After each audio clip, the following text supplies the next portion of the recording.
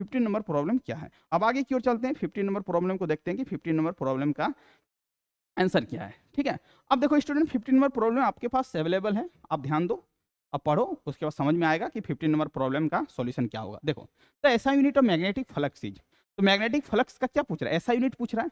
तो यदि magnetic flux का ऐसा यूनिट पूछे तो आपको सीधी भाषा में याद रखना कि मैग्नेटिक फ्लक्स का जो ऐसा यूनिट होता है वो क्या होता है, वेबर होता है। क्या होता है, वेबर होता है। तो आप सीधी भाषा में बाय हार्ट इसको याद कर लो कि मैग्नेटिक फ्लक्स का जो ऐसा यूनिट होगा वो क्या होगा, वेबर होगा। क्या होगा, वेबर होगा। इसका मतलब इसका आंसर क्या होगा स्टूडेंट, इसका आंसर जो होगा, इसका आंसर जो होगा वो आंसर जो होगा वो क्या होगा, सी होगा। इसका मतलब है इसका आंसर जो होने जा रहा है वो क्या होगा स्टूडेंट, सी होगा। इसका मतलब मैग्नेटिक फ्लक्स का जो यूनिट होगा वो क्या होगा, आपका वेबर होगा। मैग्नेटिक फ्लक्स का जो यूनिट होगा वो स्टूडेंट क्या होगा, वेबर होगा। अब स्टूडेंट नेक्स्ट प्रॉब्लम में आते हैं, नेक्स्ट प्रॉब्लम आपका क्या है। ठीक है, अब देखो 16 नंबर प्रॉब्लम आपको सॉल्व करना है कि 16 नंबर प्रॉब्लम का सॉल्यूशन क्या होगा। अब देखो 16 नंबर प्रॉब्लम को रीडिंग मारो, समझ में आएगा क्या बोल रहा है। देखो क्या बोल रहा है, for a purely capacitive circuit power factor is, यदि प्योरली कैपेसिटिव सर्किट है, कैसा सर्किट है, कैपेसिटिव सर्किट है, और पावर फैक्टर पूछ रहा है, तो पावर फैक्टर जो होगा प्योरली कैपेसिटिव सर्किट रहे या प्योरली इंडक्टिव सर्किट रहे, तो बाय हार्ट आपको याद ही कर लेना है कि प्योरली कैपेसिटिव और प्योरली इंडक्टिव सर्किट पूछे और पावर फैक्टर पूछे तो आपको बोलना है कि प्योरली इंडक्टिव सर्किट और प्योरली कैपेसिटिव सर्किट का जो पावर फैक्टर होगा स्टूडेंट वो क्या होगा, जीरो होगा, शून्य होगा, जीरो होगा, आपको याद रखना है। इसका मतलब इसका आंसर क्या होगा, ए होगा। इसका आंसर क्या होगा स्टूडेंट, ए होगा। आगे की ओर चलते हैं, आगे की ओर चलते हैं प्रॉब्लम नंबर 17 पर। प्रॉब्लम नंबर 17 क्या है, देखो student, Which of the following is not a property of light? Light का कौन सा प्रॉपर्टी नहीं है। आपका पहला ऑप्शन है it can travel through vacuum, vacuum. दूसरा क्या है, it has a finite speed. तीसरा है it involve transportation of energy. It required A material medium for a propagation. तो देखो स्टूडेंट, लाइट को ट्रेवल करने के लिए कोई मीडियम का जरूरत नहीं है। लाइट विदाउट मीडियम क्या कर सकता है, ट्रेवल कर सकता है। तो डी नंबर ऑप्शन देखो, डी नंबर ऑप्शन देखो क्या बोल रहा है, it required A material medium for its propagation. इसका मतलब लाइट को प्रोपोगेशन करने के लिए बोल रहा है मीडियम का जरूरत है।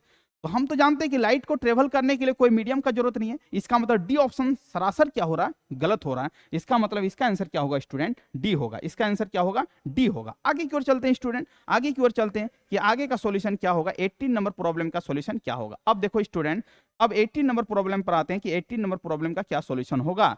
Light year is the unit of, क्या पूछ रहा है स्टूडेंट कि लाइट ईयर किसका यूनिट है। तो सीधी भाषा में याद रखना है कि एक वर्ष में प्रकाश द्वारा तय की गई दूरी को क्या बोलते हैं, लाइट ईयर बोलते हैं। इसका मतलब लाइट ईयर से क्या मेजर करते हैं स्टूडेंट, डिस्टेंस मेजर करते हैं। इसका मतलब सीधी भाषा में याद रखना है कि लाइट ईयर का जो यूनिट होगा वो क्या होगा, डिस्टेंस होगा। इसका मतलब है light year is the unit of, किसका यूनिट होगा, तो आपको याद रखना है, ये गलत मत कर देना, टाइम मत कर देना, टाइम नहीं होता लाइट ईयर का। लाइट ईयर का जो यूनिट होगा वो क्या होगा स्टूडेंट, डिस्टेंस होगा। क्या होगा, डिस्टेंस होगा। इसका मतलब 18 प्रॉब्लम का जो आंसर होगा वो क्या होगा, ए होगा। अब आते हैं नेक्स्ट प्रॉब्लम में। अब स्टूडेंट क्या है, the refractive index of glass and water, मतलब आपका स्टूडेंट क्या किया गया है, रिफ्रैक्टिव इंडेक्स दिया गया है, किसका, ग्लास का भी दिया गया है और वाटर का भी दिया गया है। ग्लास का आपका दिया गया 3/2 और वाटर का दिया गया है आपका कितना दिया गया है, 4/3 दिया गया है। अब पूछ रहा है कि refractive index glass with respect to water, मतलब ग्लास का रिफ्रैक्टिव इंडेक्स निकालना है, किसके रिस्पेक्ट में निकालना है, विथ रिस्पेक्ट टू वाटर। जिसके रिस्पेक्ट में बोलेगा स्टूडेंट उसको क्या करना है, नीचे रखना है। जिसके रिस्पेक्ट में बोलेगा उसको क्या करना, नीचे रखना है, और जिसका फाइंड आउट करना उसको ऊपर रखना है। इसका मतलब किसके रिस्पेक्ट में निकालना है, वाटर के रिस्पेक्ट में निकालना है। किसका निकालना है, ग्लास का निकालना है। इसका मतलब है कि ग्लास का रिफ्रैक्टिव इंडेक्स को ऊपर रखना है, 3/2 है ग्लास का। वाटर का कितना दिया गया है आपका, 4/3 दिया गया है। इसको सॉल्व करेंगे स्टूडेंट तो 9 क्या होगा, 8 होगा। क्या होगा स्टूडेंट्स, 9 क्या होगा, 8 होगा। इसका मतलब है कि आपसे यदि एग्जाम में पूछे कि क्या पूछे कि glass with respect to water का रिफ्रैक्टिव इंडेक्स क्या होगा, तो आपको सीधी भाषा में याद रखना है जो इसका आंसर होगा वो क्या होगा, 9/8 होगा। 9 क्या होगा, 8 होगा। 9 क्या होगा, 8 होगा। यही प्रॉब्लम यदि उल्टा कर देता, यदि स्टूडेंट ग्लास के जगह पर वाटर दे देता और वाटर के जगह पर ग्लास दे देता तो इसका आंसर क्या हो जाता, 8/9 हो जाता। तो आप प्रॉब्लम को समझने का कोशिश करिए, किसके रिस्पेक्ट में बोला जा रहा है, वाटर के रिस्पेक्ट में बोला जा रहा है। जिसके रिस्पेक्ट में बोला जाएगा उसको नीचे रखेंगे, जिसके रिस्पेक्ट में बोला जाए उसको नीचे रखेंगे, और ग्लास को क्या करेंगे, ऊपर रखेंगे, इसको सॉल्व कर लेंगे, इसका आंसर होगा 9/8। अब देखो स्टूडेंट 20 नंबर प्रॉब्लम पर आते हैं। 20 नंबर प्रॉब्लम क्या बोल रहा है, 20 नंबर प्रॉब्लम क्या बोल रहा है। 20 नंबर प्रॉब्लम को हम लोग क्या करते हैं स्टूडेंट, सॉल्व करते हैं। देखो ध्यान देने का कोशिश करो, आपको सब चीज समझ में आएगा, ज्यादा डिफिकल्ट नहीं है, सब इजी है, बट स्टेप बाय स्टेप आपको समझना है। डिबोगली एक साइंटिस्ट थे, उसने दो स्टेटमेंट दिया था। क्या बोला था, डिबोगली इक्वेशन स्टेट दैट, डिबोगली ने क्या बोला था, डिबोगली ने यही बोला था कि लाइट जो होता है वो क्या होता है, ड्वेल नेचर का होता है। तो आपको याद रखना है कि dual nature, particle nature, wave nature and none of this, de Broglie equation state that. तो बोलना है कि डिबोगली जो साइंटिस्ट थे उसने स्टेटमेंट दिया था कि लाइट जो है वो क्या है, ड्वेल नेचर का है। इसका मतलब स्टूडेंट इसका जो आंसर होगा वो क्या होगा, 20 का होगा ए, 20 का क्या होगा ए। अब स्टूडेंट्स हम आते हैं 21 पर। 21 का प्रॉब्लम क्या बोल रहा है, देखो ध्यान दो। Kinetic energy of emitted electrons depend on, मतलब kinetic energy of emitted electron, यदि इलेक्ट्रॉन इमिट कर रहा है और उसमें क्या हो रहा है, काइनेटिक एनर्जी निकल रहा है, तो किस पर निर्भर करता है। तो काइनेटिक एनर्जी जो है आपका स्टूडेंट वो किस पर निर्भर करता है, तो सीधी भाषा में इसको याद रखना है, वो किस पर निर्भर करेगा, फ्रीक्वेंसी पर। किस पर निर्भर करेगा, फ्रीक्वेंसी पर। किस पर निर्भर करेगा, फ्रीक्वेंसी पर। नेक्स्ट प्रॉब्लम में आते हैं स्टूडेंट्स, अब हम आते हैं 22 पर। किस पर आते हैं स्टूडेंट, 22 पर। अब देखो 22 का प्रॉब्लम को कैसे सॉल्व करेंगे, 22 का प्रॉब्लम को कैसे सॉल्व करेंगे। हाउ मेनी इलेक्ट्रॉन्स, ये इलेक्ट्रॉन्स होगा, यहाँ पर ये गलत लिखा है, ये इलेक्ट्रॉन्स होगा। क्या होगा स्टूडेंट, इलेक्ट्रॉन होगा। क्या होगा, इलेक्ट्रॉन होगा। क्या होगा, इलेक्ट्रॉन होगा। क्या होगा, इलेक्ट्रॉन होगा। क्या होगा स्टूडेंट्स, इलेक्ट्रॉन होगा। ठीक है, ये गलत लिखा है, इलेक्शन लिख दिया, इलेक्ट्रॉन होगा। तो इलेक्ट्रॉन निकालना है, तो इलेक्ट्रॉन कैसे निकालना है, कुछ होने करना है, सीधे क्या करना है, इस नंबर में से इसको क्या करना, माइनस करना है। जो वैल्यू आएगा वही क्या होगा, इलेक्ट्रॉन होगा। वही क्या होगा स्टूडेंट्स, इलेक्ट्रॉन होगा। ये आपका क्या होता है, ये आपका प्रोटॉन की संख्या होता है, प्रोटॉन की संख्या होता है, सॉरी प्रोटॉन की संख्या होता है, प्रोटॉन की हाउ मेनी इलेक्ट्रॉन। और ये जो होता है ये आपका प्रोटॉन प्लस क्या होता है, प्रोटॉन प्लस क्या होता है, न्यूट्रॉन होता है। अब देखो सॉरी, ये माइनस नहीं करना, माइनस करेंगे तो स्टूडेंट क्या हो जाएगा, न्यूट्रॉन की संख्या आ जाएगा ना।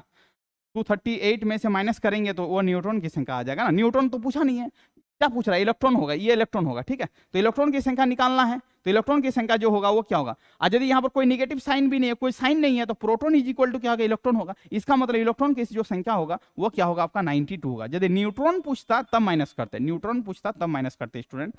यहाँ पर क्या पूछ रहा है, इलेक्ट्रॉन की संख्या पूछ रहा है, तो इलेक्ट्रॉन की संख्या कोई भी चार्ज नहीं है, मतलब जितना प्रोटॉन उतना क्या होगा, इलेक्ट्रॉन होगा।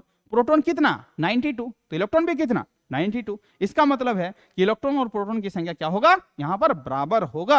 अब देखो, the density of the nucleus bye of the order of, पूछ रहा है न्यूक्लियस का डेंसिटी का ऑर्डर क्या है। सीधी भाषा में इसको याद रखो, कोई दिक्कत वाली बात नहीं है, ये प्रॉब्लम इंपॉर्टेंट है। ये देखो, ये 17 मतलब दिया गया, 17 नहीं है, ये 17, ये 18, ये गलत है, ये 15, ये ऐसा नहीं होता, ये इसके पावर में होगा। ठीक है, तो क्या होगा, 10 के पावर 15 होगा, इस तरह करके 10 के पावर क्या 18 होगा, क्या 10 के पावर 17 होगा, और क्या 10 के पावर क्या होगा, 16 होगा। इस तरह होना चाहिए, 16 को यहाँ पर लिख दिया, मिस प्रिंटिंग है। ठीक है, इसका मतलब है डेंसिटी जो होगा, डेंसिटी जो होगा वो क्या होगा, 10 के पावर 15 kg पर मीटर क्यूब, 10 के पावर 18 kg पर मीटर क्यूब, 10 के पावर 17 kg पर मीटर क्यूब, 10 के पावर 16 kg मीटर क्यूब। अब देखो सीधी भाषा में याद रखना, इसको सॉल्व करके देखोगे तो ये आता है आपका 10 के पावर 17 kg पर मीटर क्यूब। इसका मतलब यहाँ पर सॉल्व करेंगे तो ज्यादा टाइम लग जाएगा, ये ऑब्जेक्टिव का क्लास है, सीधी भाषा में इसको याद रखना है। इसका आंसर जो हो जाएगा 10 के पावर क्या हो जाएगा, 17 kg पर मीटर क्यूब हो जाएगा। इसका मतलब इसका आंसर क्या होगा स्टूडेंट्स, ये होगा 10 के पावर 17 kg पर metre cube. Bond in a semiconductor. अब देखो 24, अब स्टूडेंट क्या है 24 प्रॉब्लम का सॉल्यूशन देखना है कि 24 प्रॉब्लम का सॉल्यूशन क्या होगा, 24 प्रॉब्लम का सॉल्यूशन क्या होगा। अब देखो, the bond in a semiconductor, semiconductor में आपका बॉन्ड क्या होगा, तो सीधी भाषा में आपको याद रखना है कि जो सेमीकंडक्टर में आपका जो बॉन्ड होता है वो किस तरह का बॉन्ड होगा, आपका कोवलेंट बॉन्ड होगा। किस तरह का बॉन्ड होगा, कोवलेंट बॉन्ड होगा। तो इसको याद रखना कि सेमीकंडक्टर में जो भी बॉन्ड फॉर्मेशन होता है वो बॉन्ड फॉर्मेशन किस तरह का होगा, तो आपको याद रखना है वो बॉन्ड फॉर्मेशन कैसा बॉन्ड फॉर्मेशन होगा, कोवलेंट होगा। कैसा होगा, कोवलेंट बॉन्ड फॉर्मेशन होगा। सीधी भाषा में इसको याद रख लेना है कि सेमीकंडक्टर में जो भी बॉन्ड फॉर्मेशन होगा वो कैसा होगा, कोवलेंट बॉन्ड होगा। अब स्टूडेंट आते हैं 25 प्रॉब्लम में। 25 problem, number of electron in a valence shell of a semiconductor by heart. अपने दिल से याद कर लेना है कि सेमीकंडक्टर का वैलेंस इलेक्ट्रॉन कितना होगा, तो आपको याद रखना है कि सेमीकंडक्टर में जो वैलेंस इलेक्ट्रॉन होता है स्टूडेंट वो क्या होता है, 4 होता है। क्या होता है, 4 होता है, एकदम याद कर लेना है इसको। तो क्या होगा, जो सेमीकंडक्टर में जो वैलेंस शेल का जो इलेक्ट्रॉन होगा वो क्या होगा, 4 होगा। ये एकदम इंपॉर्टेंट है, ये आने की संभावना 110% है। अब आगे की ओर चलते हैं। अब देखो 26 problem, semiconductor of a both P type and N type are produces by, क्या बोल रहा है कि यदि सेमीकंडक्टर बोथ टाइप से पी टाइप या N type are produces by कैसा, ionic solid, covalent solid, metallic solid, molecular solid. तो आप जानते हैं कि semiconductor of a both P type और N type are produces by कैसा सॉलिड प्रोड्यूस करता है, तो आपको याद रखना बाय हेड कोवलेंट सॉलिड। क्या होगा, कोवलेंट। क्या होगा, कोवलेंट। क्या होगा, कोवलेंट। तो इतना तक क्या करना है, आपको याद रखना है कि semiconductor of both P type और एन टाइप रहे वो किस तरह का कोवलेंट सॉलिड का क्या करेगा, फॉर्मेशन करेगा। आगे की ओर चलते हैं, नेक्स्ट प्रॉब्लम को लेते हैं, 27 प्रॉब्लम को लेते हैं। 27 प्रॉब्लम क्या बोल रहा है, देखो ध्यान दो, 27 प्रॉब्लम क्या बोल रहा है। 27 प्रॉब्लम को रीडिंग करो, रीडिंग करने के बाद आपको पता चलेगा कि ये प्रॉब्लम क्या बोल रहा है। देखो, with fall of temperature for the forbidden, ये स्टूडेंट एक साथ है, forbidden energy gap of a semiconductor. अब सीधी भाषा में समझना है कि यदि टेम्परेचर को क्या करेंगे, फॉल करेंगे, मतलब टेम्परेचर यदि घटाएंगे, डिक्रीज करेंगे, तो सेमीकंडक्टर में आपका फॉरबिडन एनर्जी गैप क्या होगा। तो सीधी भाषा में याद रखना है कि यदि टेम्परेचर आपका फॉल करेगा तो सेमीकंडक्टर का फॉरबिडन एनर्जी गैप क्या होगा, बढ़ जाएगा, इंक्रीज करेगा। तो सीधी भाषा में याद रखना है कि यदि टेम्परेचर डिक्रीज करेगा तो फॉरबिडन एनर्जी गैप क्या होगा, बढ़ेगा। इसका मतलब क्या होगा, इंक्रीज करेगा। तो इसका आंसर क्या हो जाएगा, 27 का क्या हो जाएगा, ए हो जाएगा। 27 का स्टूडेंट क्या हो जाएगा, ए हो जाएगा। अब स्टूडेंट्स हम प्रॉब्लम आते हैं 28 पर। अब 28 प्रॉब्लम क्या है, in a P type semiconductor current produce, यदि पी टाइप सेमीकंडक्टर है तो करंट किसके कारण ज्यादा प्रोड्यूस करेगा, तो पी टाइप में जो मेजॉरिटी कैरियर होता है वो क्या होता है स्टूडेंट्स, मेजॉरिटी कैरियर जो होता है होल होता है, और माइनॉरिटी कैरियर क्या होता है, इलेक्ट्रॉन होता है।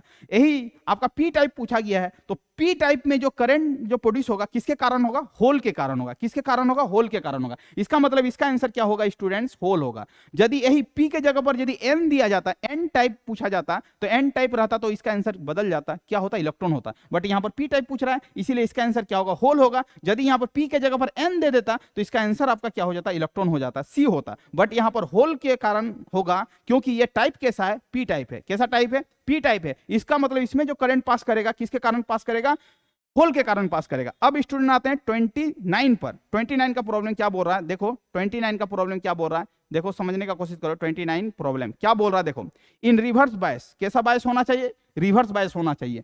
अब यदि रिवर्स बायस में हो गया है तो करंट आपका क्या करेगा, बहुत कम फ्लो करेगा। किसके कारण फ्लो करेगा, माइनॉरिटी कैरियर के कारण फ्लो करेगा। इसका मतलब है रिवर्स बायस में बहुत ही कम अमाउंट ऑफ करंट फ्लो करता है। इसका कारण क्या है, इसका कारण यह है कि बैरियर पोटेंशियल जो होगा वो क्या करेगा, इंक्रीज कर जाएगा। और जब बैरियर पोटेंशियल आपका इंक्रीज कर जाएगा तो करंट क्या करेगा, कम फ्लो करेगा। इसका मतलब है आपको याद रखना है कि potential barrier across the junction is increase, potential barrier across the junction is increase. जब potential barrier across the junction increase कर जाएगा तो आपका करंट क्या करेगा, लो फ्लो करेगा, बहुत negligible amount of current flow करेगा। इसका मतलब रिवर्स बायस में आपका पोटेंशियल बैरियर का जो लेंथ होता है वो क्या करता है, इंक्रीज कर जाता है। इसका मतलब इसका आंसर क्या होगा स्टूडेंट्स, सी होगा। Potential barrier across junction increase, across junction क्या होगा, अक्रॉस जंक्शन क्या होगा, इंक्रीज होगा। तो आपको क्या करना है, इसको सी टिक आउट करना है। किसको टिक आउट करना है, सी को टिक आउट करना। अब स्टूडेंट आते हैं 30 नंबर प्रॉब्लम। अब किस पर आते हैं, 30 पर आते हैं कि 30 नंबर प्रॉब्लम का सॉल्यूशन क्या होगा। अब देखो 30 नंबर प्रॉब्लम को देखो, 30 नंबर प्रॉब्लम का सॉल्यूशन क्या होगा 30 नंबर। अब देखो 30 क्या बोल रहा है, the velocity of electromagnetic wave is, पूछ रहा है कि इलेक्ट्रोमैग्नेटिक वेव का वेलोसिटी क्या होता है। तो आपको याद रखना है कि इलेक्ट्रोमैग्नेटिक वेव का जो वेलोसिटी होगा वो लाइट के वेलोसिटी के बराबर होगा। आप जानते हो कि लाइट का वेलोसिटी जो होता है 3 × 10⁸ मीटर पर सेकंड होता है। इसका मतलब है इसका जो आंसर होगा स्टूडेंट वो क्या होगा आपका स्टूडेंट, इसका आंसर जो होगा 30 का क्या होगा, 30 का आंसर जो होगा वो क्या होगा स्टूडेंट, सी होगा। सी होगा 3 × क्या होगा 10⁸ मीटर पर सेकंड होगा। इसका मतलब लाइट का वेलोसिटी जितना होगा उतना ही वेलोसिटी होगा इलेक्ट्रोमैग्नेटिक वेव का। इसका मतलब इलेक्ट्रोमैग्नेटिक वेव का जो वेलोसिटी होगा 3 × 10⁸ मीटर पर सेकंड होगा। आगे की ओर चलते हैं, आगे का प्रॉब्लम को देखते हैं कि आपका 32 प्रॉब्लम क्या बोल रहा है, 1 kilowatt hour is commercial known as. 1 kilowatt hour, 1 kilowatt hour को क्या बोलेंगे, तो सीधी भाषा में याद रखना है कि 1 kilowatt hour is equal to क्या होता है, तो इसको याद रखोगे 3.6 मल्टीप्लाई क्या होगा 10 के पावर क्या होगा 6 जूल होगा। और इसी को हम लोग क्या बोलेंगे, 1 यूनिट बोलेंगे। क्या बोलेंगे, 1 यूनिट बोलेंगे। क्या बोलेंगे स्टूडेंट, 1 यूनिट बोलेंगे। क्या बोलेंगे, 1 यूनिट बोलेंगे। इसका मतलब आपसे पूछेगा कि 1 kilowatt hour is equal to how much joule. आपको याद रखना है 3.6 मल्टीप्लाई 10 के पावर 6 जूल होता है। और इसी को क्या बोलेंगे, 1 यूनिट बोलेंगे। इसका मतलब इसका आंसर क्या होगा, यूनिट होगा। इसका आंसर क्या होगा, यूनिट होगा। इसका आंसर क्या होगा स्टूडेंट, यूनिट होगा। 32 प्रॉब्लम का यूनिट, 31 प्रॉब्लम छूट गया शायद। Electromagnetic force is measured in, electromagnetic force is measured in. तो इलेक्ट्रोमैग्नेटिक फोर्स किससे मेजर करते हैं, तो पोटेंशियल इज इक्वल टू क्या होता है, वर्क डन पर यूनिट क्या होता है, चार्ज होता है। तो वर्क डन का यूनिट क्या होगा, जूल, और चार्ज का यूनिट क्या होगा, कूलम। तो जूल पर कूलम जो होगा स्टूडेंट वो क्या होगा, EMF मेजर। इलेक्ट्रोमैग्नेटिक फोर्स को जो मेजर करेंगे वो जूल पर क्या होगा, कूलम होगा। जूल पर क्या होगा, कूलम होगा। इसका मतलब है इसका आंसर जो होगा वो क्या होगा, बी होगा। चलो 32 भी बता दिए। 1 kilowatt hour is commercial known as, 1 unit होगा, यूनिट के बराबर होगा। अब देखो 33 problem, how many joule are equal to 1 kilowatt hour. देखो आपके ब्लैक बोर्ड में लिखा हुआ 1 kilowatt hour is equal to how much joule. तो आपको बोलना है कि 1 kilowatt hour is equal to 3.6 multiply 10 के पावर 6 जूल होता है। आपको याद रखना है, आप याद रखोगे तो इस ऑब्जेक्टिव को सॉल्व कर पाओगे। 33 का आंसर क्या हो जाएगा, सी हो जाएगा। 33 का आंसर क्या हो जाएगा, सी हो जाएगा। अब आगे क्यों चलते हैं, 34 में क्या बोला है कि देखो तो, if the charge is moved from low to high potential region, the electric potential energy क्या होगा, इलेक्ट्रिक पोटेंशियल एनर्जी क्या होगा। तो आपको बोलना है कि जब आपका if the charge move from low to high potential region, यदि लो से चार्ज मूव कर रहा हाई पोटेंशियल रीजन की तरफ, तो इलेक्ट्रिक पोटेंशियल एनर्जी क्या होगा, तो सीधी भाषा में आपको याद रखना क्या होगा, इंक्रीज करेगा। क्या होगा, इंक्रीज करेगा। अब लास्ट प्रॉब्लम पर आते हैं स्टूडेंट्स। लास्ट प्रॉब्लम क्या है, चूज द वेक्टर क्वांटिटी। आपसे पूछ रहा है कि कौन सा क्वांटिटी ऐसा है यहाँ पर चारों ऑप्शन में कि वो क्या है, वेक्टर क्वांटिटी है। तो इलेक्ट्रिक फ्लक्स कैसा क्वांटिटी है, तो बोलना स्केलर क्वांटिटी है। इलेक्ट्रिक पोटेंशियल कैसा क्वांटिटी है, स्केलर क्वांटिटी है। और पूछेगा कि इलेक्ट्रिक पोटेंशियल एनर्जी ये कैसा क्वांटिटी है, ये भी आपका क्या होगा, स्केलर क्वांटिटी होगा। तो एक ही ऑप्शन बचा कि इलेक्ट्रिक इंटेंसिटी। तो इलेक्ट्रिक इंटेंसिटी जो होता है स्टूडेंट वो क्या होता है, वो आपका वेक्टर क्वांटिटी होता है। इसका मतलब इलेक्ट्रिक फील्ड इंटेंसिटी बोले चाहे इलेक्ट्रिक इंटेंसिटी बोले, ये कैसा क्वांटिटी है, तो ये आपका क्या है, वेक्टर क्वांटिटी है। तो आपका इस प्रॉब्लम का जो आंसर होगा वो क्या होगा आपका स्टूडेंट, डी होगा। इसका मतलब 35 का जो आंसर होगा स्टूडेंट क्या होगा, डी होगा। तो प्रॉब्लम हम लोग कहाँ से कहाँ तक सीखे स्टूडेंट्स, 1 से लेकर 35 प्रॉब्लम का सभी ऑब्जेक्टिव को क्या किया, स्टेप बाय स्टेप सॉल्व कर दिए। सबका आंसर हम बता दिए। आप इजीली वे में क्या करो, 1-2 बार स्टडी करो, अपने कॉपी में नोट्स बनाओ, उसके बाद क्या करो, रीडिंग करो, सॉल्व करो। तो ये प्रॉब्लम आपका एग्जाम में आने की संभावना बहुत ज़्यादा है। तो आप इसको बार बार 2-4 बार देखिए, आपको प्रॉब्लम सब सॉर्ट आउट हो जाएगा, सब कॉन्सेप्ट क्लियर हो जाएगा। Thank you student. यहीं तक वीडियो को एंड करते हैं। जय हिंद स्टूडेंट्स।